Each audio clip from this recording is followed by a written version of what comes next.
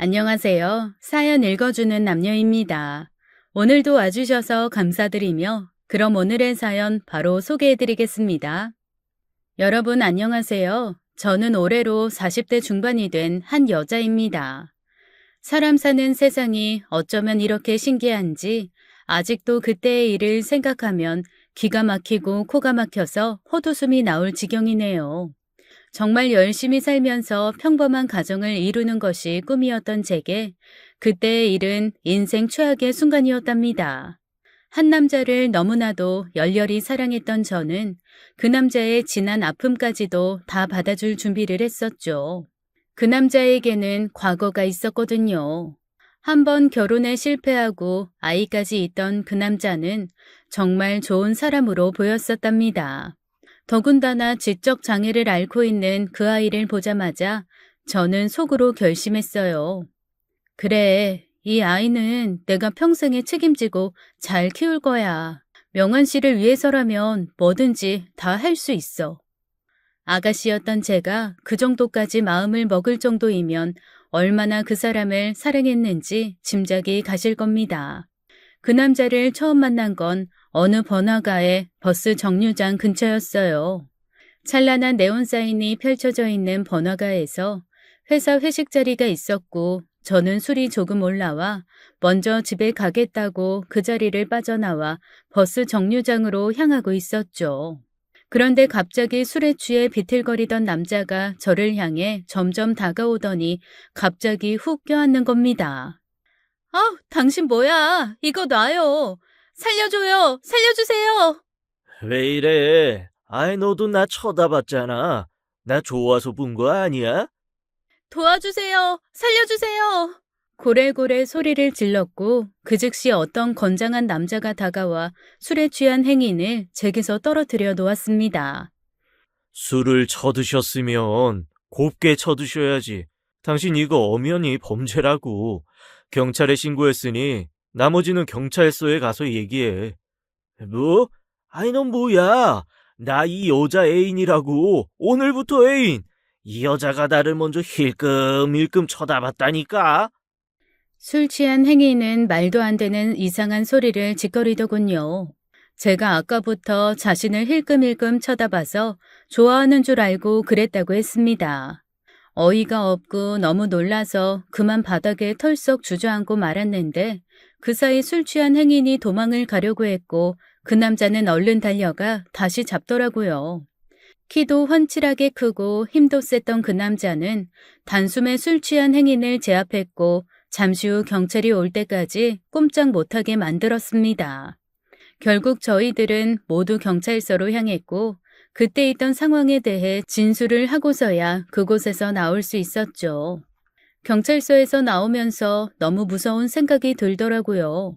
이미 깊은 밤 시간이었기 때문에 택시를 타고 집으로 갔어야 했는데 한번 그런 일을 당하고 나니까 두려운 마음이 생겨 혼자 집으로 가기가 힘들어졌습니다. 더욱이 제가 혼자 살고 있었기 때문에 어떤 이상한 놈이 또 쫓아오지는 않을까 걱정이 되었나 봐요. 택시를 잡아주려는 그 남자에게 저는 용기를 내어서 말했습니다. 저기 죄송한데요. 저 정말 초면에 실례인 건 아는데요. 제가 지금 너무... 오늘 많이 놀라셨죠? 지금 집에 가면 같이 사시는 분 계세요? 아니요. 혼자 살아서... 알겠어요. 그럼 저랑 같이 오늘 찜질방에 갑시다. 저도 어차피 술 많이 마셔서 바로 씻고 내일 출근해야 하는데 찜질방 좋아해요? 네? 네네. 좋아요. 얼떨결에 좋다고 대답을 한 후 저희는 찜질방으로 향했어요. 누가 보면 정말 말도 안 되는 상황이었지만 저는 그렇게라도 해서 제 놀란 가슴을 진정시켜야 했습니다. 너무 무서워서 이대로 혼자 집에 가서 있는 것이 힘들었거든요. 결국 저는 찜질방에서 그 남자와 미역국에 밥도 말아먹고 TV도 함께 시청하며 잠시나마 마음의 안정을 되찾을 수 있었어요. 새벽 3시가 다 되어서야 찜질방 한켠에서 잠이 들었고 다음날 아침에도 저를 깨워 해장국 한 그릇을 사주었습니다. 너무 감사해요. 어제는 제가 경황도 없고 너무 떨려서 제대로 말씀도 못 드렸던 것 같아요. 그럼요. 저 같아도 그럴 것 같아요. 이 세상에는 나쁜 놈들이 너무너무 많아서 그래요. 앞으로도 혹시 집에 가기 무섭거나 이상한 놈들이 찝적대면 저한테 연락하세요. 제가 번호 알려드릴게요. 그 남자는 제게 자신의 전화번호를 알려주었고 그렇게 헤어지게 되었습니다. 회사로 출근한 저는 그때부터 마음을 조금 가다듬고 일에 집중하기 시작했는데 이상하게 어제 있었던 그 무서운 일보다 자꾸 그 남자와 함께했던 시간만 떠오르는 거예요. 일에 집중도 안 되고 그 남자와 함께 웃으며 했던 그 모든 일만 계속 머릿속에 그려졌었습니다. 그리고 점점 퇴근 시간이 다가와 퇴근 준비를 하는 제게 그 남자에게서 전화가 왔어요. 오늘은 안 무서워요? 무서우면 제가 바래다 드릴게요. 마침 저도 그쪽에 갈 일이 있어서요. 몇 시에 퇴근하세요? 아, 네. 저는 30분 후에 퇴근할 수 있을 것 같아요. 자꾸 이렇게 신세만 져서 어떡해요? 그럼 주소 알려주시고 30분 후에 나오세요. 미안하면 저녁 싸고요. 결국 그 남자와 저는 또다시 단 둘만의 시간을 갖게 되었고 화기애애한 분위기로 저녁 식사를 함께 했습니다. 저는 그날 이후 완전히 그 남자에게 빠져들었던 것 같아요. 어쩌면 사람이 그렇게 마음이 따뜻해 보이던지 제 눈에는 기대고 싶은 사람으로 완전히 도장이 찍혀버렸답니다. 따뜻한 마음 못지않게 말투도 자상했고 살짝 유머를 곁들인 말투 또한 너무나 멋져 보였어요.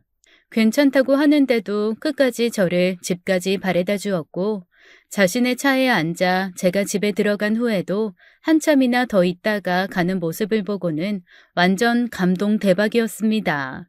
그날 이후로 저는 완전히 그 남자에게 홀딱 빠져 버렸던 것 같아요. 제 주변에 있는 사람들과는 차원이 다른 사람이 아닐까 하는 생각까지 했던 것 같습니다.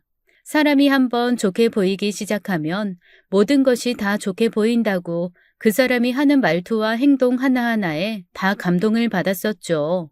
그 후로 저와 그 남자는 계속해서 연락을 주고받으며 매일매일이 설레었어요.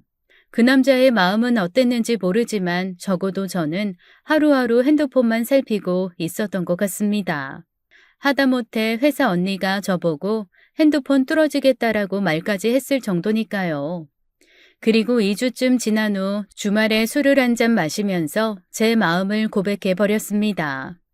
저 사실 그쪽 많이 좋아해요. 저 그쪽 좋아해도 되는 거죠? 네? 아이, 저 같은 사람 좋아하시면 안 돼요. 정말 안 됩니다. 당신 같은 분이 저 같은 놈을. 왜요? 왜 안 돼요? 안 되는 게 어디 있어요? 그럼 저 왜 만나요? 그쪽도 저랑 같은 마음 아니었어요? 저는 갑자기 안 된다고 하는 그 남자의 말에 깜짝 놀랐고 계속해서 물어보는 제 말에도 더 이상 그 남자는 안 된다고만 할 뿐 아무 대답도 해주지 않았어요. 답답함을 한가득 안고 그날 저는 기분이 좋지 않았습니다. 아니, 혼자 잔뜩 삐져 있었던 것 같아요. 제 집까지 바래다 주면서 그 남자는 자신은 그럴 자격이 없는 사람이니 제게 어울리는 다른 남자를 만나라고 말했죠. 영문도 모른 채 차인 제 마음 때문에 집에 들어가 혼자 얼마나 울었는지 모릅니다. 혹시 제가 뭘 실수했나 싶기도 했는데 그건 아닌 것 같고 여태껏 연락을 주고받으면서 만난 것을 보면 분명 그 남자도 제게 마음이 있을 것이라고 생각했기에 너무 혼란스러웠었죠. 그로부터 며칠이 지난 후 저는 친한 언니와 술을 한 잔 마시게 되었습니다. 언니에게 이런저런 이야기를 털어놓다가 그 남자에 관한 이야기를 했어요. 그랬더니 그 언니는 정확한 이유도 물어보지 않고 왜 포기를 하느냐며 저를 나무랐죠. 인생 한 번뿐인 건 몰라? 그 남자가 그렇게 좋으면 확 잡아야지. 왜 그러냐고 정확한 이유라도 알아야 할 거다냐. 전화번호 뭐야? 당장 전화해서 오라고 해봐. 당장. 만약에 오늘 안 오면 진짜 확실하게 마음 접고 힘들어 하지도 마. 언니의 말을 들으니 혼자 속으로만 끙끙 앓고 있는 제 모습이 한심해 보이기도 했습니다. 결국 저는 술에 얼큰하게 달아오른 채 그 남자에게 전화를 걸었고 저도 모르는 용기가 생겨 버럭 소리까지 지르고 말았어요. 당신이 뭔데 이렇게 내 마음을 아프게 해? 어? 당신이 뭔데? 왜 내 마음 빼앗아 가서 아프게 하냐고. 술 마셨어요? 아이, 밤 늦었는데 술 취하면 위험해요. 거기 어디예요? 내가 지금 갈게요. 오지 마요. 와서 또 딴소리 할 거면 오지 말라고요. 사람 헷갈리게 자꾸 그러지 말아요. 됐어요. 미안해요, 미안해. 정말 미안해요. 내가 가서 다 말할게요. 말해줄게요. 결국 그 남자는 제가 있는 술집으로 오게 되었고 술이 얼큰해진 제 옆에 앉아 어깨를 빌려주었습니다. 저는 그 남자의 얼굴을 보자마자 알 수 없는 눈물이 나왔고 슬며시 어깨에 기대어 눈물을 흘리고 있었죠. 함께 있던 언니는 사정을 이야기해주면서 저를 헷갈리게 하지 말라고 남자면 남자답게 정확하게 말을 해주라는 경고식의 말을 하며 자리를 떴어요. 저와 단둘이 남게 된 그는 서서히 입을 열기 시작했습니다. 저도 좋아해요. 왜 좋아하지도 않는 여자랑 함께 있겠어요. 소영 씨가 느낀 그거 맞아요. 근데 있잖아요. 근데 나는 말이죠. 소영 씨를 좋아할 수 없는 놈이에요. 그럴 주제가 못 된다고요. 아니, 왜요? 왜 자꾸 그런 말을 해요? 사람이 사람 좋아하는데 그런 게 뭐가 필요해요? 도대체 뭐예요? 뭐 때문에 그러는 거냐고요? 저 사실은 과거가 있어요. 결혼도 했었고 아이도 있다고요. 어머니가 아이를 봐주시긴 하지만 그래도 애 딸린 호라비 주제에 당신 같은 사람을 어떻게 넘볼 수가 있겠어요. 그 남자의 말을 듣고는 몹시도 혼란스러웠어요. 다른 건 다 상상해봤어도 이런 일까지는 도저히 상상도 해보지 못했었죠. 그럼 이혼한 거예요? 사별이에요. 천사 같고 착하던 그 여자가 많이 아팠거든요. 정말, 정말 좋은 여자였는데. 사별을 했다며 눈물까지 보이는 그 남자를 저는 꼭 안아주었고 그날 밤 저희는 함께 있게 되었습니다. 그리고 누구보다 열심히 그 남자를 사랑하겠다는 마음을 먹었던 것 같아요. 사랑하는 감정뿐만 아니라 동정심까지 더해져서 그 남자가 제게는 세상의 전부처럼 느껴졌죠. 그 후로 그 남자에 대해서 서서히 알아가게 되었습니다. 꽤 괜찮은 중견기업에 다니고 있었고 살고 있는 집도 괜찮더라고요. 그리고 무엇보다 성격이 너무나 재미있고 따뜻했어요. 저는 이 남자와의 연애를 세상에 다 알리고 싶었습니다. 친한 친구들 그리고 회사 사람들까지도 말이죠. 사별을 했던 아이가 있든 어쨌든 그 남자는 지금의 제게는 사랑하는 단 하나뿐인 사람이니까요. 사실 제가 좀 어렵게 자랐었답니다. 그렇다 보니 저를 따뜻하게 챙겨주고 그러는 사람한테 많이 마음이 가는 것도 사실이에요. 어린 시절 제가 기억도 하지 못할 나이에 엄마는 집을 나가버리셨고 아빠와 할머니가 저를 키우셨죠. 할머니는 몸이 많이 편찮으셔서 짜증을 많이 내셨습니다. 제가 배가 고프다고 해도 짜증을 내셨고 내일 학교 갈 준비물이 있다고 해도 짜증을 내셨어요. 몸이 편찮으시니 만사가 귀찮으셨던 것이죠. 너는 어떻게 된 애가 배고픈 거 조금이라도 못 참니? 점심 먹은 지 얼마나 됐다고 그걸 못 참고는. 할머니, 내일 준비물도 있어. 선생님이 이거 가져오라고 하셨는데. 난 모르겠다 모르겠어. 네 엄마한테 사다 달라고 해. 남편 자식 싹 버리고 나간 것 때문에 내가 뭔 고생인지 원. 남들은 지금 다 자식 덕 본다는 나이에 내가 전생에 무슨 죄를 지었길래. 에휴. 할머니의 이런 말을 듣고 자란 저는 아빠가 퇴근을 해서 오기만을 손꼽아 기다렸던 것 같아요. 그 당시 아빠는 공장에 다니고 계셨는데 매일 야근을 하셔야 한다면서 아주 늦게 집에 들어오셨습니다. 할머니 병원비랑 우리 가족의 생활비를 벌어야 한다고 하셨었는데 뒤늦게 알아보았더니 아빠는 데이트를 하느라 바쁘셨던 모양이에요. 공장에 다니던 다른 아줌마였는데 그 아줌마와 퇴근 후에 항상 함께 시간을 보내셨나 봅니다. 저는 당연히 그런 아빠와 할머니 밑에서 방치되다시피 했고 눈치를 보며 생활하기 시작했어요. 중학교와 고등학교를 다니면서는 친구들을 따라 가출도 해보았고 방황도 많이 했었죠. 그러다 정신을 차리고 돈을 벌어야겠다는 생각이 들어 고등학교 졸업 후에는 작은 회사에 취직해 열심히 돈을 모으고 저축했습니다. 대학 캠퍼스도 누려보지 못했고 흔한 해외여행 한번 가본 적이 없지만 저는 저 나름대로 치열하게 삶을 살았었어요. 그래도 후회는 없습니다. 다른 친구들을 많이 부러워했던 어린 시절을 생각하면 가슴이 짠해지기도 하지만 그것도 다 제 복이라고 생각하며 체념했거든요. 아무튼 저는 어린 시절 특별히 행복했던 기억이 별로 없어요. 남들처럼 놀이동산에 간 적도 없었고 크리스마스나 어린이날 선물을 기대하고 바란 적도 없었던 것 같습니다. 그래도 그런 시절이 있었기에 지금의 제가 있었다고 생각해요. 회사에서도 빠릿빠릿하게 움직이고 다른 사람들의 눈치를 살피며 행동했기에 월급도 많이 올랐고 사람들에게 인정도 받았죠. 그렇다 보니 제가 성인이 되어 만났던 2명의 남자들은 다 나이 차이가 나고 저를 따뜻하게 챙겨주는 사람들이었어요. 처음으로 사귄 남자는 거래처 사람이었는데 저보다 7살이나 많았고 아빠처럼 기댈 수 있었답니다. 어쩌면 지금의 이 남자친구도 그런 부분 때문에 제가 더 끌렸는지도 모르겠어요. 위험에서 구해준 백마탄 왕자님으로 생각하게 되었었나 봅니다. 다음 날 저희 회사 언니에게 가장 먼저 남자친구가 생겼다는 말을 했고 사별의 아픔과 아이까지 있다고 말했어요. 그랬더니 그 언니는 화들짝 놀랐죠. 어머나, 너 미쳤어? 제정신이야? 어떻게 그런 남자를 만나? 네가 뭐가 아쉬워서? 말이 쉽지. 애까지 딸린 호라비가 웬 말이냐? 너 빨리 정리해. 더 깊은 사이 되기 전에 빨리 정리하라고. 그 사람 괜찮은 중견기업 다니고 허우대도 멀쩡하긴 하던데 절대로 그런 거에 혹하지 말고. 언니, 그 사람 얼마나 좋은 사람인데 이혼도 아니고 사별인 건 어쩔 수 없잖아. 열심히 애 키우면서 사는 사람이야. 아, 그래. 그 사람이 착한 건 알겠는데 그래도 이건 아니야. 네가 아직 세상을 너무 몰라서 그래. 남의 자식을 어떻게 키워?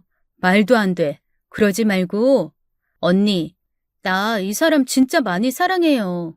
그리고 제가 어렸을 때 부모님 이혼하시고 홀로 외롭게 자라서 그런진 몰라도 저 그 아이도 나중에 만나면 따뜻하게 대해줄 수 있어요. 제가 못 받고 자란 사랑 그 아이에게 다 해주고 싶어요. 회사 언니는 제게 미쳤다고 말을 했지만 저는 그렇게 생각하지 않았습니다. 그리고 연이어 친구들에게도 남자친구가 생겼다는 말을 했어요. 굳이 아이가 있다는 얘기까지는 하지 않고 남자친구를 소개만 시켜주었는데 제 체면을 생각해서인지 남자친구는 제 친구들에게까지도 너무나 친절하게 잘 해주었죠. 2명 친구의 집이 서로 멀었는데도 집까지 다 바래다 주었고 밥값이며 커피값이며 모두 다 계산을 하고 예쁜 꽃다발까지 하나 사주었습니다. 친구들은 아무것도 모른 채 제 남자친구가 너무나 멋지다며 부러워했고 저 역시 그런 남친이 제 곁에 있다는 것이 너무 좋아 어깨에 뽕이 들어갔었죠. 남친과 저는 아주 행복한 나날들을 보냈습니다. 세상 부러울 것 없는 연애를 했고 주말이면 가끔 아이 때문에 일찍 들어가야 한다는 남친을 저는 쿨하게 보내주었어요. 자기 자식 챙기는 아빠라면 분명히 저와 결혼을 해서 아이를 낳아도 끔찍하게 아껴줄 것이라고 생각했었기 때문이죠. 그런데 남친은 아주 가끔씩 조금 이해가 되지 않는 행동을 했습니다. 가끔 어떤 전화만 오면 제가 들을까 조심스레 몰래 밖으로 나가 전화를 받고 급한 일이라며 사라져 버렸거든요. 저는 처음에는 아이 일 때문인 줄 알고 그냥 빨리 가라고 보내주었는데 나중에 알고 보니 아이 일만이 아니었었죠. 자기야, 어제는 뭐야? 그렇게 급히 들어가서 연락 한 번도 없고 전화기까지 꺼져 있었고 아기가 많이 아프다면서 지금은 괜찮아? 병원은 다녀왔고? 병원에선 뭐래? 별일 없는 거지? 그게 뭐 별건 아니야. 미안해. 배터리가 없어서.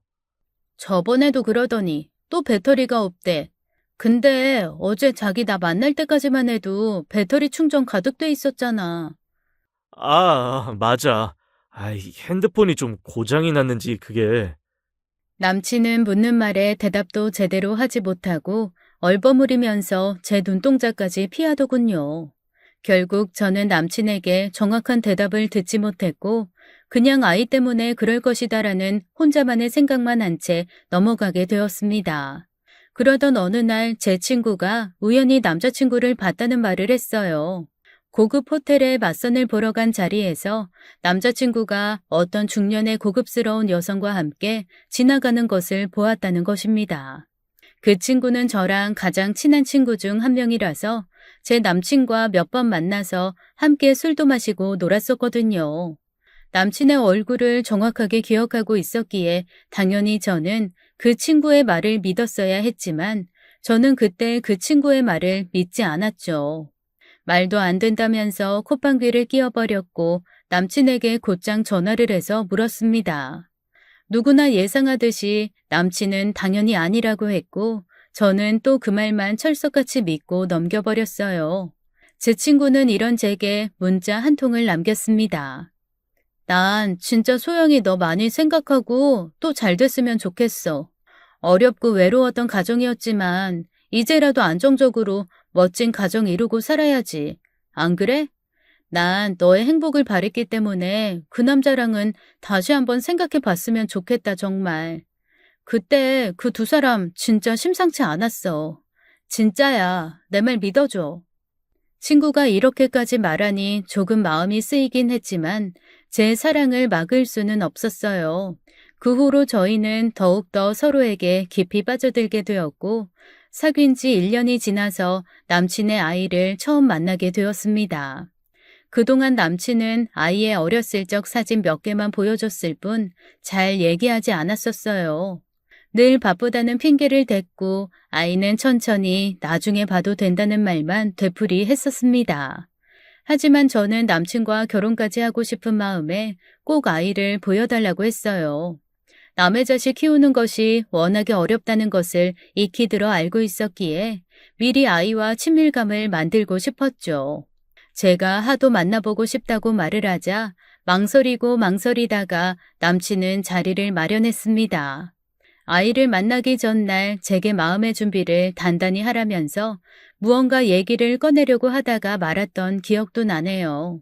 패밀리 레스토랑에서 첫 만남을 갖게 된 그 아이를 보고 저는 눈물이 왈칵 쏟아지고 말았어요. 누가 보기에도 평범한 보통의 아이들 모습이 아니었습니다. 10살쯤 된 다른 아이들의 모습에 비해 이 아이는 눈동자 초점도 제대로 맞추지 못하더라고요. 민수야, 여기 아줌마. 똑바로 인사 예쁘게 해야지. 어서. 안녕. 난 김민수. 민수야. 김민수라고. 민수, 민수. 그래, 민수야. 알아. 잘 들려. 그러니까 한 번만 말해도 돼. 알았지? 아니야. 잘 못 들어. 민수, 민수, 민수. 자신의 이름만 계속해서 반복하며 외치는 그 모습을 보고 저는 더더욱 가슴이 찢어지는 것 같았습니다. 눈물을 막 흘리고 있으니까 저를 손가락으로 가리키며 운다고 놀리기까지 하더군요. 운다, 운다. 저기 눈물이 나온다. 눈물 나오는 건 슬픈 건데. 미안해, 민수야. 그게 저기 아줌마가 그냥 눈에 뭐가 좀 들어가서 눈물이 나온 거야. 아줌마 하나도 안 슬퍼. 저도 모르게 그 아이를 꼭 껴안고 말았습니다. 아이는 답답하다면서 놓으라고 말했지만 저는 차마 제 품에서 그 아이를 놓지 못했죠. 이렇게 맑고 예쁜 아이인데 이런 아이를 두고 어떻게 가셨을까? 아줌마가 잘해줄게. 우리 민수 잘해줄 거야. 정말이야. 이런 제 모습에 남자친구도 감동을 했는지 함께 눈물을 글썽이더군요. 저희는 그렇게 그날 눈물로 하나가 되었답니다. 아니, 적어도 저 혼자는 그렇게 생각했었죠. 그 후로 저는 매주 주말에 남친과 데이트를 할 때면 아이를 함께 대동했어요. 남친이 어머니한테 매번 맡기는 것이 죄송하다는 말을 했고, 또 할머니랑 노는 것보다야 저희가 데리고 다니면서 노는 것이 훨씬 아이한테도 좋을 테니까 말이죠. 저를 어색해 하면서도 따뜻한 제 손을 좋아하는 민수는 아주 가끔씩 아무렇지 않게 제 손을 덥석 잡기도 했습니다. 저는 그때마다 뭔가 알 수 없는 찌릿한 감정이 생겨나게 되었고, 이 아이가 마치 저의 운명인 것처럼 느껴지기도 했어요. 물론 힘들기도 했습니다. 남친과 단둘이 데이트를 하면서 맛있는 것도 먹고 가고 싶은 곳도 마음껏 다니다가 갑자기 지적장애를 가진 아이와 함께 있다 보니 모든 행동에 제약이 걸렸거든요. 하다못해 남자친구와 스킨십도 제대로 하지 못할 정도이니 얼마나 답답했겠어요. 하지만 저는 그때마다 마음속으로 다짐하고 또 다짐하며 아이에 대한 사랑을 키워나갔습니다. 그리고 얼마 후 아빠한테 전화를 걸어 이 모든 사실들을 털어놓았죠. 아빠는 그때 공장에서 만난 새엄마와 함께 살고 계셨으며 제겐 별다른 관심을 보이지 않는 사람이십니다. 아빠, 나 결혼하고 싶은 사람이 있어. 그래, 잘 됐다. 언제나 결혼해서 애기 낳고 사나 궁금했는데 이제야 하는구만. 아, 그래, 뭐하는 놈이야? 집에 돈은 좀 있고 돈이 장땡이다. 무조건 돈이 있어야 여자가 도망도 안 가고 좋은 법이요.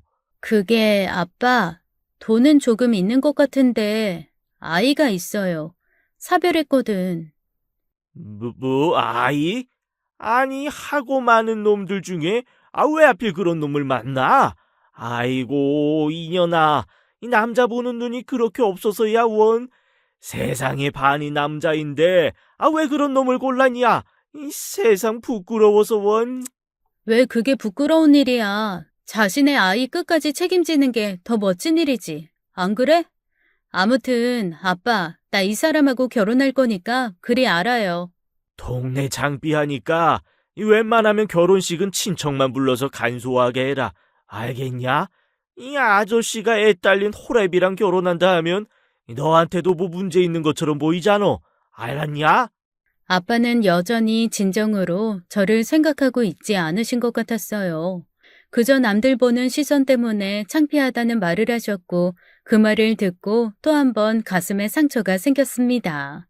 결국 저희 아빠는 남친을 단 한 번도 보지 않으신 채 양가 상견례 자리에 참석하셨고 그곳에서 지적 장애를 가진 민수를 처음 보셨어요. 보자마자 기겁을 하시며 냅다 소리를 지르는 아빠를 보고는 아이도 너무 놀라서 소리를 고래고래 지르고 아주 난장판이 따로 없었습니다. 아이구야, 너 겨우 이 정도밖에 안 되냐? 네가 어떻게 저런 애를 키운다고 그러냐? 제발 정신 좀 차려라. 아빠 왜 그래? 민수 똑같이 맑고 착한 애야. 그러지 마, 아빠. 제발 그러지 말라고. 내가 너한테 해준 게 없어서 못난 아빠지만, 어느 부모가 내 자식이 이런 혼사를 한다고 하면 좋아하겠냐? 내가 죽기 전에는 그런 꼴 못 본다. 절대 못 봐. 상견례 자리에서 저는 아빠와 아주 크게 다투었고 결국 결혼식장에 아빠는 오지 않으셨어요. 양가 부모님 중에 남친의 어머니만 참석한 가운데 조용하게 결혼식이 치러졌고 몇몇 분이 오신 결혼식은 아주 조촐하게 끝이 났습니다. 시어머니와 남편은 왠지 저희 친정아빠가 안 오신 것에 대해 원망을 하는 눈치도 제게 보이곤 하셨죠. 가장 아름답고 행복해야 할 날에 가슴 한편이 시린 그런 결혼식이었습니다. 그런데 결혼식이 끝나고 하객들에게 인사를 하러 오니 어떤 중년의 여자분이 저를 따로 부르시더라고요. 딱 한눈에 보아도 굉장히 고급스러우셨는데 거기에 피부도 고우시고 옷도 비싼 명품을 입어서 더 사람이 멋져 보였죠. 저기 고마워요. 우리 명환 씨랑 결혼해줘서. 네? 누구신지. 나는 명환 씨 회사 사모예요.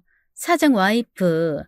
옛날부터 명한 씨를 봐와서 그런지 남동생같이 친근하게 느껴져서 그만. 혹시 내가 말실수한 건 아니죠? 아, 그러시구나. 반갑습니다. 실수라뇨. 괜찮아요. 괜찮습니다.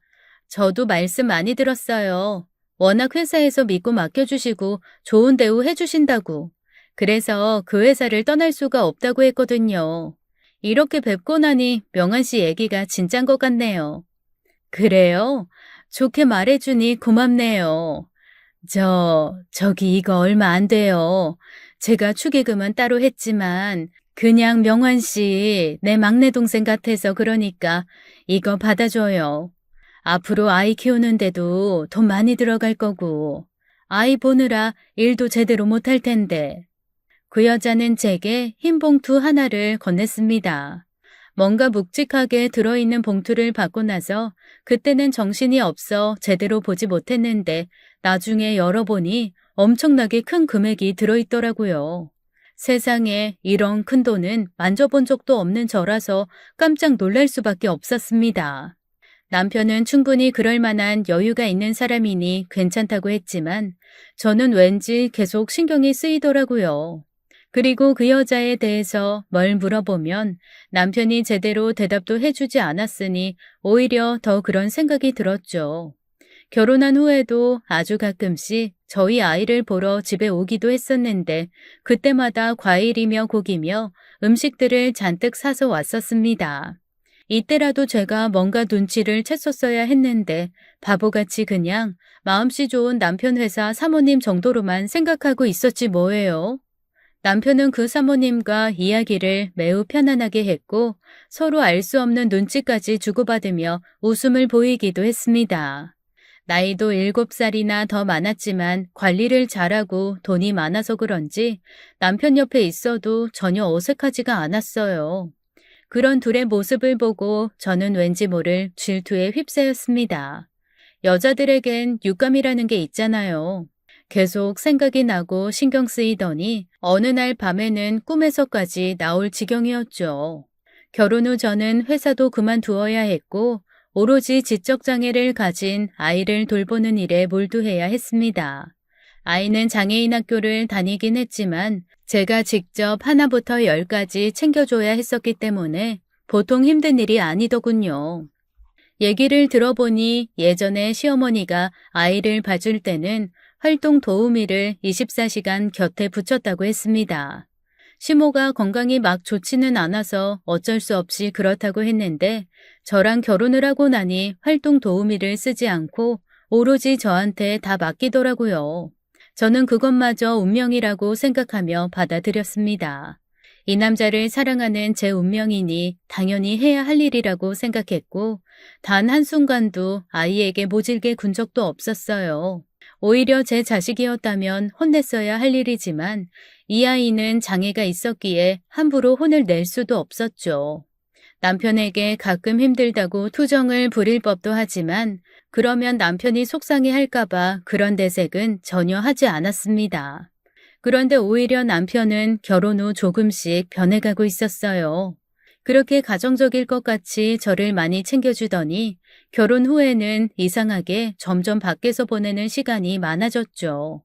몸이 좋지 않다며 주말에도 운동을 가야 한다고 나가기 일쑤였고 주중에는 중요한 프로젝트랑 회의들이 많아졌다며 허구한 날 늦게 들어왔습니다.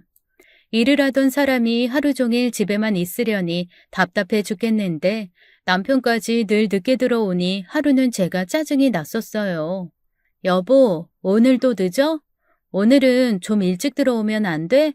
나 맛있는 것도 먹고 싶고 당신이랑 시간 보내고 싶어. 그래. 나도 당신이랑 시간 보내고 싶어. 맨날 같이 있고 싶다고. 근데 어쩌겠어. 나라도 벌어야 우리 세 식구 먹고 살지. 안 그래? 당신 벌이도 없는데 나까지 빈둥대봐. 회사에서 잘리면 어떡하라고. 그래도 당신 결혼 전에는 이렇게까지 바쁘지 않았잖아. 그래도 돈도 잘 벌고 민수 도우미까지 썼으면서. 뭐? 당신 지금 그럼 우리 민수 도우미 쓰고 싶어서 그러는 거야? 그때야 우리 엄마가 편찮으시니까 어쩔 수 없이 쓴 거지. 멀쩡하게 새엄마가 생겼는데 어떻게 그래? 당신 겨우 그 정도밖에 안 되는 사람이야? 언제는 민수가 내 운명이다 어떻다 울면서 그러더니만. 아니야, 그게 아니라 여보. 내가 실수했어. 그런 뜻이 아니고. 남편과 전화로 약간 언성이 높아졌는데 전화를 끊기 전 수화기 너머로 웬 여자 목소리가 들리는 것 같았습니다. 이럴 거면 내놓으라고 말하는 여자 목소리였는데 어디서 많이 들어보던 목소리였고 남편은 황급히 전화를 끊어버렸죠. 저는 곧바로 다시 남편에게 전화를 걸었지만 남편의 전화기는 꺼져 있었고 그날 새벽 늦게 술에 만취해서 들어왔어요. 미심쩍은 느낌이 들어 남편의 핸드폰을 뒤지려고 해봤지만 굳게 잠겨 있었기에 참아보지는 못했고 이번에는 남편의 차로 향했습니다. 남편의 옷을 뒤져 차키를 찾았는데 이상하게 차를 바꾼 건지 열쇠가 바뀌어 있더라고요. 지하 주차장으로 가서 차키 버튼을 누르며 이곳저곳을 뒤져보다가 드디어 소리가 나는 차를 발견했습니다. 그건 분명히 남편의 차가 아니라 굉장히 고급진 외제차였어요. 차를 모르는 제가 봐도 외제차 중에서도 상위 버전인 것 같은 느낌이 들 정도였죠. 일단 문을 열고 차 안에 올라탔습니다. 뭔지 몰라도 남편이 차키를 가져왔으니 남편이 탄 차가 맞는 것이잖아요. 새벽에 이게 뭐 하는 짓인가 싶었지만 한번 의심이 들기 시작한 마음은 좀처럼 가라앉혀지지가 않았죠. 서랍을 뒤져보고 이곳저곳을 살펴보던 중 서랍 안쪽 깊은 곳에 숨겨져 있던 사진 한 장을 발견하게 되었습니다. 그 사진은 다름 아닌 남편의 회사 사모와 남편, 그리고 우리 민수가 다정하게 함께 찍은 사진이었죠. 민수가 아주 어릴 때의 모습인 것 같으니 지금으로부터 한 7, 8년은 된 것 같아 보였어요. 그리고 그 사진을 자세히 들여다보면서 제 의심은 점점 확신으로 변해갔습니다. 아무리 생각해봐도 이건 정상적인 회사 사모와 직원의 관계가 아니었어요. 더군다나 민수까지 함께 찍은 사진이라니 이건 말이 안 되는 상황이었죠. 사진을 찍은 장소는 어느 호텔방 같은 곳이었는데 뒷배경에 침대의 한쪽 부분까지 찍혀 있었습니다. 도대체 이게 무슨 상황인지 정신이 희미해졌어요. 더욱이 그때에는 분명히 민수 엄마가 살아있을 때였는데 말이죠. 민수 엄마는 지금으로부터 3년 전쯤에 죽었다고 했으니 도무지 말이 안 되는 상황이었습니다. 아니야, 아닐 거야. 사진이 잘못된 거거나 아니면 사모가 아니겠지. 설마 이 사람이 민수 엄마일 거야. 그냥 너무 많이 닮은 사람. 세상에 닮은 사람들 많으니까. 분명해. 그럴 거야. 분명. 떨리는 마음속으로 애써 아닐 것이라고 주문을 외우듯 외쳤으며 잠시 후 그 사진을 들고 저는 집으로 올라왔습니다. 블랙박스나 내비게이션에는 아무 흔적도 없이 깨끗하게 지워진 상태라 더 이상 어떻게 확인할 방법은 없었어요. 아무 일도 없었던 척 남편의 옷에 다시 자동차 키를 넣어두었고 남편에게도 일부러 아무런 말도 하지 않았습니다. 그저 예전과 같이 똑같이 대할 뿐이었죠. 이 상황이 너무나도 궁금해서 미쳐버릴 것 같았습니다. 민수라도 정상적인 아이였더라면 충분히 제가 물어볼 만도 하지만 지적장애가 있다 보니 제가 선뜻 물어볼 용기가 나지 않더라고요. 저는 시어머니에게 전화를 걸었습니다. 어머님, 저기 민수 아빠 말이에요. 혹시 회사 사장님 부부랑 많이 친해요? 응? 그럼 회사 직원이니 당연히 친하지. 몇 년을 다녔는데. 민수 엄마는 어떤 사람이었어요? 민수 아빠가 그냥 세상 착한 사람이라고만 하고 도통 말을 잘 안 해서요. 아유, 뭐 그런 게 뭐가 중요해. 그냥 뭐 착한 사람이요. 그 얘기 물어보려고 전화했냐? 나 바쁘니 이만 끊어라. 잠깐만요, 어머님. 저기 그럼 혹시 어머님 살고 계신 집이랑 그런 건 원래부터 있으신 거예요? 민수 아빠 월급이 그렇게 많은 편도 아니고 어머님도 예전에 어렵게 사셨다고 해서 여러모로 활동 도우미도 24시간 쓰시고 한 게 얘가 지금 무슨 소리를 하는 거야? 너 시댁 얕잡아 보는 거니? 그냥 갖고 있던 땅이 좀 올라서, 그래서, 아유, 바쁘니 이만 끊는다. 시모는 제 물음에 횡설수설하시며 전화를 끊어버리시더군요. 저는 그 전화를 끊고 나서 더욱 많은 생각을 하게 되었습니다. 이건 분명히 뭔가가 있다고 결론을 내렸죠. 그리고 그때부터는 남편의 과거, 그리고 회사 사모에 대한 것도 알아내야 했어요. 아주 작은 것이라도 저는 다 알고 싶었습니다. 과거에 대한 어떤 말도 잘하지 않았던 남편에게 슬쩍 이 얘기 저 얘기를 물었죠. 민수 엄마, 사진 좀 볼 수 있어? 앨범 같은 거 있을 거 아니야. 민수 앨범 좀 보여줘, 여보. 뭐? 아이, 갑자기 웬 앨범? 죽은 사람 사진을 왜 보여달라는 거야? 원래 죽은 사람 물건이나 사진 집에 있으면 안 좋은 거 몰라? 뭐 좋다고 그걸 보여달래? 아니, 그래도 아이한테는 친엄마잖아. 자신을 낳아준 사람 얼굴 잊어버리면 어떡해? 더군다나 민수는 계속 인지를 시켜줘야만 하는 아인데 정말 단 한 장도 없어? 그게 뭐가 중요하다고? 없어. 한 장도 없어. 다 불태워버렸어. 아이, 쓸데없는 소리 집어치워. 그런 말 뭐하러 해? 제 부탁에 버럭하며 화를 내던 남편은 곧장 자리를 떠버렸습니다. 혼자 골똘히 생각하던 와중에 민수가 제게 입을 열었어요. 우리 엄마 예쁘다. 예뻐. 아주 많이 예뻐. 민수 엄마 생각나? 응? 엄마 어떤 사람이야? 예쁘고 키도 크고 귀걸이도 예쁘고 민수한테 돈도 많이 줘요. 어? 돈? 민수야, 그거 언제 쪽이야? 민수 어릴 때인데 기억나? 민수 엄마 한참 전에 돌아가셨잖아. 우리 엄마 안 죽었다고 아빠가 그랬어. 우리 엄마 살아있어. 그 사람 우리 엄마 아니래. 어떤 아줌마가 우리 엄마라고 그랬어. 돈 많이 주는 아줌마. 근데 말하지 말랬어. 뭐라고? 민수야, 천천히 다시 한번 얘기해봐. 뭐가 어쨌다고? 돈 많이 주는 아줌마가 민수 엄마라고? 청천벽력 같은 소리에 저는 더 집요하게 민수에게 물었어요. 하지만 민수는 이미 집중력이 흐트러져 버린 상황이라 제 말에 귀를 기울이지 않았습니다. 그제야 불현듯 떠오른 지난 일들. 제 결혼식 때 거액의 돈을 건네준 돈 많은 사모가 생각나더군요. 사진 속 다정하게 있던 그 사모 말이죠. 머릿속이 새하얘지면서 순간 정신이 멍해졌습니다.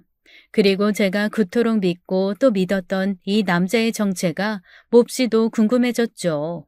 아무리 정신을 차리려고 해보아도 눈물만 날 뿐 멍해진 정신을 되찾기란 쉽지 않은 일이었습니다. 잠시 후 민수가 제게 장난감을 가지고 놀자고 달려들어 겨우 정신을 차릴 수 있었고 그때부터 저는 제가 살고 있는 이 남자에 대해서 알아보자고 마음먹었어요.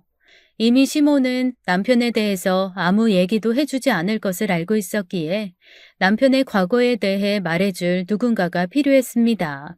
그때 딱 생각난 분이 남편의 고모님이셨는데요. 자주 만나지는 않지만 평소 성격상 쓴소리도 잘하시는 분이시기에 말씀을 해주실 것이라 생각했어요. 시어머니의 집에 민수를 데려다 놓고 저는 바로 먼 곳에 사시는 고모님의 집으로 향했습니다. 저를 보고 깜짝 놀란 고모님께 말씀드렸죠. 고모님, 놀라셨죠? 갑자기 찾아와서. 저 알고 있어요. 그러니까 말씀해 주세요. 민수 아빠에 대해서. 그리고 민수 엄마에 대해서요. 어? 아니, 갑자기 찾아와서 그게 무슨 소리야? 민수 엄마 누구예요? 죽은 민수 엄마 왜 죽은 거예요? 민수 누구 아들이냐고요? 저 다 알아요. 사진도 다 봤다고요. 도대체 저는 뭐예요? 직접 장애 아들 돌보는 도우미인 거예요? 아유, 내가 무슨 할 말이 있겠느냐마는 나 또한 이 결혼 반대했던 사람이야. 사람의 탈을 쓰고 양심이 있어야지. 그렇게 못된 짓을 하고는. 그러니까 무슨 일이었냐고요. 속 시원하게 말씀해 주세요. 고모님도 여자잖아요. 같은 여자로서 말해 주세요. 제발요. 민수 엄마, 아니, 그것 아주 못된 거야. 가정까지 있는 것이 감쪽같이 속이고 지적 장애인 하나 낳아서 돈만 펑펑 주면 다 해결되는 줄 알고 그렇게 우리 집에 던져놓고 말이야. 그것 때문에 명환이 와이프가 화병 나서 병 생기고 아주 우리 집안 꼴이. 그럼 그 여자가 가정도 있는 상태에서 민수를 낳았단 말이에요? 어떻게 이럴 수가 있어요? 그때 그것이 필리핀인가 어디에 자식들 데리고 유학 가 있었다가 거기서 임신을 했나 봐. 명환이 그놈이 그때 엄청 거기 왔다 갔다 했었거든. 그러니까 남편 눈 속이고 몰래 애 낳아서 우리 집에 던져놓고 돈만 보냈지. 명환이 와이프 친정이 그때 아빠가 엄청 편찮으셔서 돈이 없어서 수술도 못하고 그런 상태라 돈 때문에 어쩔 수 없이 참고 애 키운 거지 뭐. 세상 착하고 불쌍한 사람. 내가 그랬어. 그딴 식으로 살면 벌 받는다고. 저는 고모님을 통해 남편에게 있던 지난 일을 모조리 들을 수 있었습니다. 남편의 전부인은 아주 어려운 가정 환경에서 자랐고 친정 아빠가 편찮으셔서 수술비 때문에 어쩔 수 없이 그 사실을 받아들이고 돈을 받고 아이를 키워줬던 모양이에요. 그러면서 제 남편은 실컷 밖으로 싸돌아다니면서 그 사모라는 불륜녀랑 놀고 따로 살림까지 차렸다고 했죠. 멀쩡하게 생긴 것들이 하는 꼬라지가 아주 동물만도 못하더군요. 어쩌면 사람의 탈을 쓰고 그렇게까지 할 수가 있는 건지. 제가 결혼 후 민수를 위해 정말 최선을 다해 열심히 살았던 것이 한순간에 물거품이 되는 순간이었습니다. 고모님에게 그 말을 듣고 나오는데 온몸이 벌벌 떨려서 제대로 걸을 수조차 없더라고요. 멀쩡하게 열심히 살고 있던 제게 왜 이런 일이 일어나게 됐는지 하늘에 대고 원망을 해보아도 아무 소용이 없었습니다. 제가 선택한 사람이고 또 제가 선택한 일이었기에. 저는 그 순간 화가 머리끝까지 나버렸고 친구의 친구를 통해 변호사를 소개받게 되었어요. 변호사는 아무런 내색을 하지 말고 일단 증거를 모으라고 했죠. 셋이 다정하게 찍은 사진 이외에도 다른 증거가 더 구체적일수록 좋다고 말이죠. 저는 그 즉시 다시 고모님에게 전화를 걸어 내용을 녹음했고 그 뒤로는 남편의 핸드폰 잠금 장치를 풀 수 있었습니다. 만취가 되어 자고 있는 남편의 손가락을 핸드폰에 댔더니 다행히 풀리더군요. 그리고 그 안에서 회사 사무와 나눈 충격적인 문자 메시지, 사진들을 확인할 수 있었습니다. 이미 이들은 아주 오래전부터 불륜 관계를 유지하고 있었으며 부부보다 더 가까운 사이인 것 같더군요.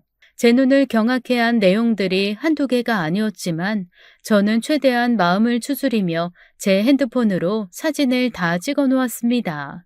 자고 있는 남편의 얼굴을 무심코 본 순간 화가 너무 치밀어 싸대기라도 한 대 시원하게 갈겨주고 싶은 마음이 들었어요. 진짜 한 공간에 있는 것만으로도 미쳐버릴 것 같았죠.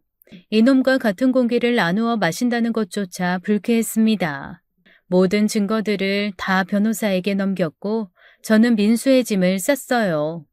민수야, 우리 착한 민수 엄마한테 가자. 민수 낳아준 진짜 엄마가 민수 보고 싶대. 너무 보고 싶대. 부자 엄마? 돈 많은 엄마 좋아. 민수 좋아. 그래 민수야, 좋지? 아줌마가 미안해. 우리 민수 끝까지 책임져 주지 못해서. 하지만 앞으로 민수 더 행복하게 잘 살 수 있을 거야. 정말 미안하다. 아무 죄 없는 아이를 생각하니 저도 눈물이 나왔지만 어쩌면 이것이 더 현명한 방법이라는 생각이 들었습니다. 아무렴 자신을 낳아준 친모가 모른 척 할 리가 있겠어요. 저는 그대로 민수를 데리고 그 불륜녀의 집으로 찾아갔습니다. 당신 아들 앞으로 잘 키우세요. 자식을 낳았으면 책임을 져야지. 이게 무슨 꼴입니까? 당신 기대해. 앞으로 어떤 일이 일어날지. 뭐? 아니, 그게 무슨 소리야? 저기 민수 엄마. 민수 엄마? 그 입으로 그런 말이 나와? 어디서 민수 엄마래? 당신이 민수 엄마잖아. 사람의 탈을 쓰고 어쩌면 그런 짓을 하냐? 돈이면 다야? 니네가 그렇게 즐겁게 즐겼으면 그 대가를 치러야지. 저는 그대로 민수를 그 집에 놔두고 바로 남편의 회사로 향했습니다. 사장과 만나고 싶다고 단도직입적으로 말을 했고 격리 여직원은 다행히 사장과 통화를 할 수 있게 연결해 주더군요. 저는 그 사장에게 모든 사실을 말해 주었습니다. 당신 와이프가 유학 가 있는 동안 아이를 낳았다는 것, 제 남편과 아주 오랜 기간 불륜을 저지르며 지금까지도 이어져 왔다는 것, 거액의 돈을 지금까지 주면서 아이를 일방적으로 맡겼다는 것까지 모조리 다 말이죠. 제 말을 들은 사장은 처음에는 말도 안 된다면서 저를 정신병자쯤 취급했어요. 아니, 이게 다 무슨 말입니까? 뭐? 애를 낳아요? 아이, 나 참 기가 막혀서. 애 낳는 걸 어떻게 남편인 제가 모르겠어요. 뭔가 잘못 착각을 하신 것 같은데. 그럼 제가 당신 핸드폰으로 수많은 증거들 보내드리겠습니다. 더 이상 저도 얘기하기 짜증나고 힘드니까 나머지는 제 변호사에게 물어보세요. 저도 바로 이혼 소송하고 위자료 청구 들어갈 거니까요. 아이, 뭐? 이 여자가 정말 대낮에 미쳤나? 야, 어떻게 된 거 아니야? 저는 그대로 전화를 끊어버렸고 마음이 진정이 되지 않았어요. 머릿속이 너무 복잡하고 어지럽고 속에서 구역질까지 날 정도였습니다. 더 이상 견디기가 힘들어 무작정 산속으로 올라가 버렸어요. 남편과 살던 그 집에서는 단 1분 1초도 있고 싶지 않았죠. 그놈이 입던 옷, 그놈과 함께 자던 침대와 화장실, 생각만으로도 역겹고 치가 떨렸으니까요. 무턱대고 기차를 타고 떠난 후 산에 오르기 시작했습니다. 한참을 오르고 또 오르니 그때부터 서서히 땀과 눈물이 났어요. 나중에는 땀인지 눈물인지 구분이 가지 않을 정도로 폭포수처럼 쏟아져 나왔는데 더 이상 숨이 잘 쉬어지지 않아 그대로 바닥에 주저앉아 엉엉 소리내어 울어버렸습니다.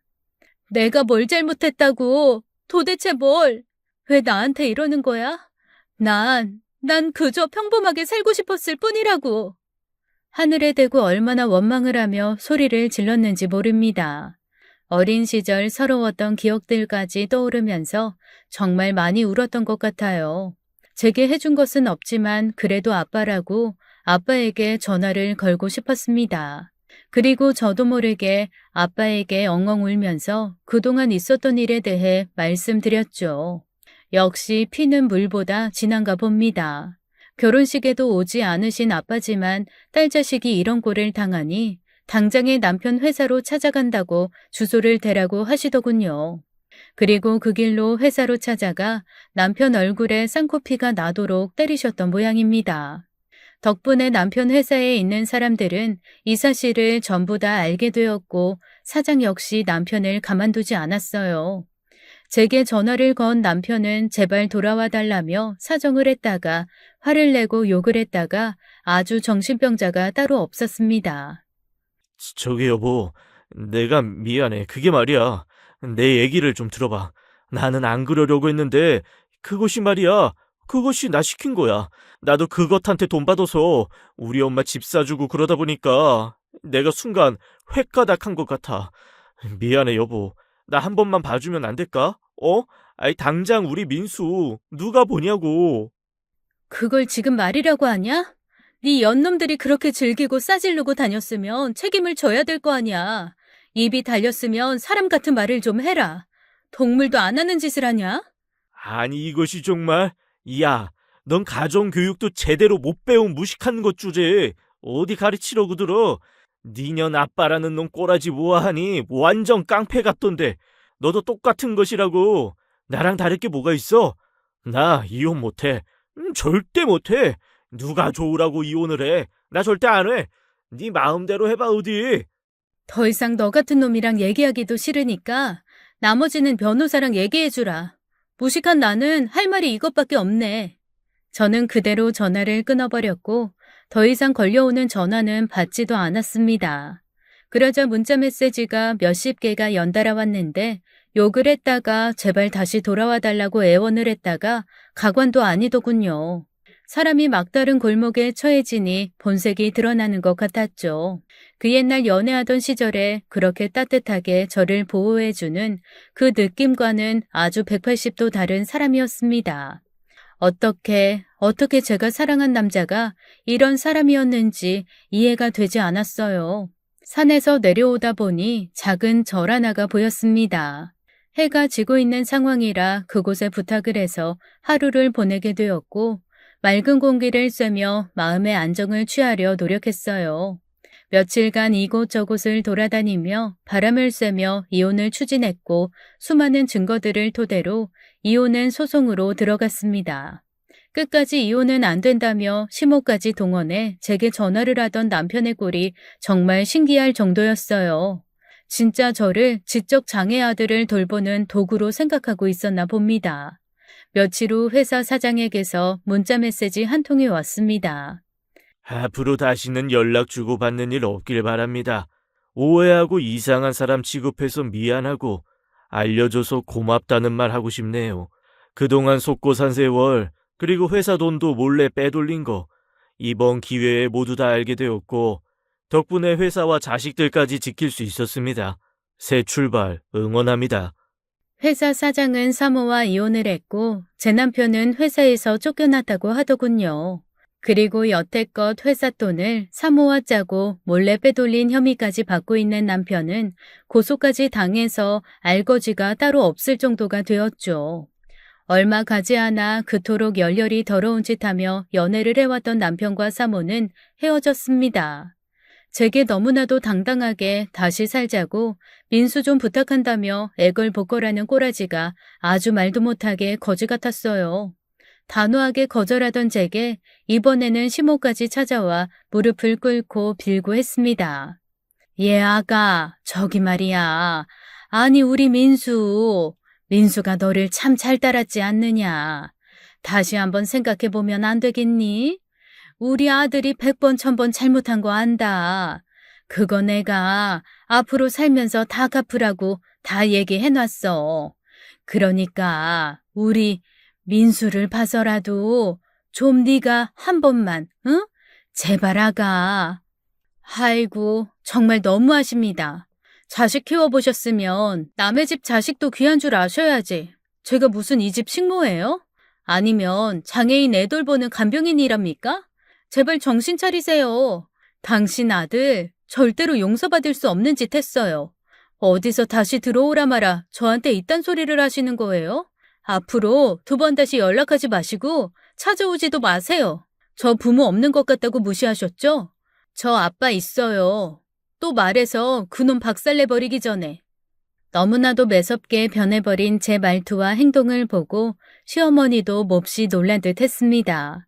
몇 번이나 더 연락이 왔고 어떻게 알았는지 제가 다시 출근하기 시작한 예전 회사에도 찾아왔지만 그때마다 저는 아주 매몰차게 거절해버렸어요. 이 모든 사실을 알고 있는 친한 회사 언니는 시모나 남편이 사무실에 찾아올 때마다 저를 얼마나 도와줬는지 모릅니다. 당장 안 꺼져? 이것들 정말 양심도 없네. 애 남기고 사별했다고 해서 불쌍하게 봐줬더니만. 이것들이 아주 인간 이하의 쓰레기들이었어. 당장 안 꺼지면 내가 나중에 네 아들한테까지 다 말할 테니까 그런 줄 알아. 이런 쓰레기들아. 결혼하기도 전부터 반대했던 회사 언니는 지금 저의 든든한 버팀목이 되어주고 있죠. 친정 언니처럼 또 때로는 친정 엄마처럼 제 곁에서 언제나 제 편이 되어 보호해 준답니다.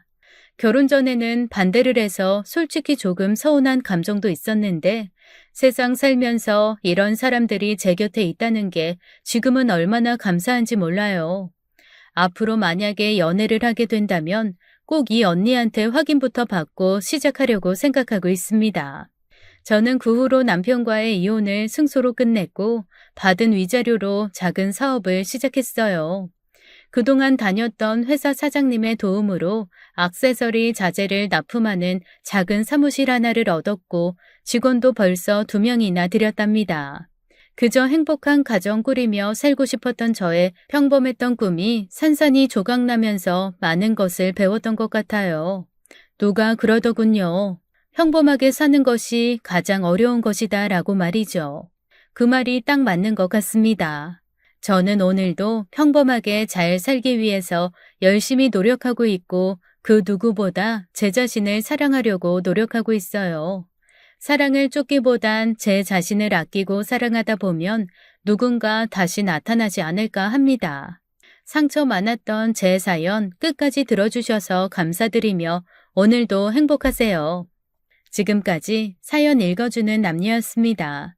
끝까지 함께 해주신 여러분 감사드리며 저희는 다음 사연으로 돌아올게요. 감사합니다.